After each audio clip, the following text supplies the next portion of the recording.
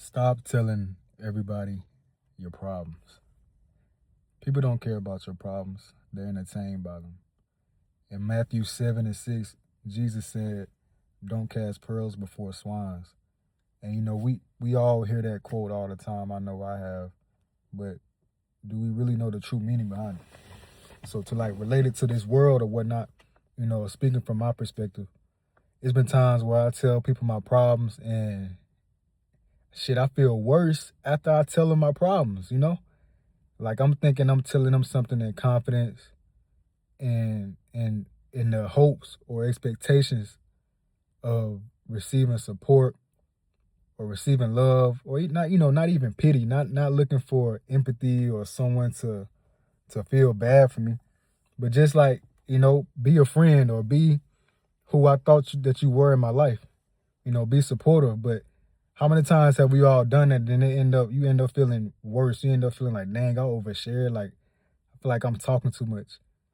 You feel like that for a reason. That's God communicating with you.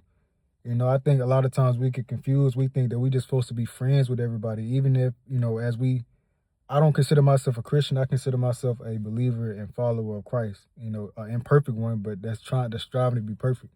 But a lot of times we get it confused on this path to think that everybody our friend just because we try to offer our light into the world. We think everybody is going to pour into us the same way we pour into them, the same way that we treat them, not even try to, the same way that we do treat them. We think that they are going to pour into us the same way because we see some green flags in them, or they show us things that we want to see. So we think that's truly them, but that's not always the case.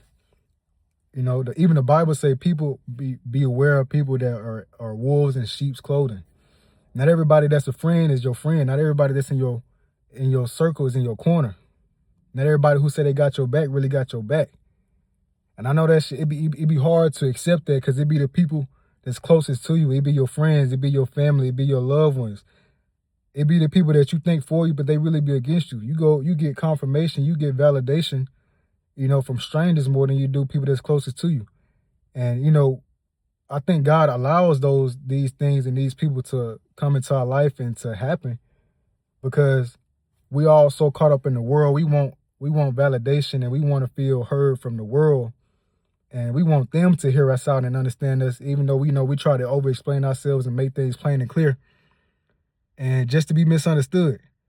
So God wants you to spend more time in prayer than in the world. He wants you to trust him and cast your problems unto him and not the world. And that's all I got for today.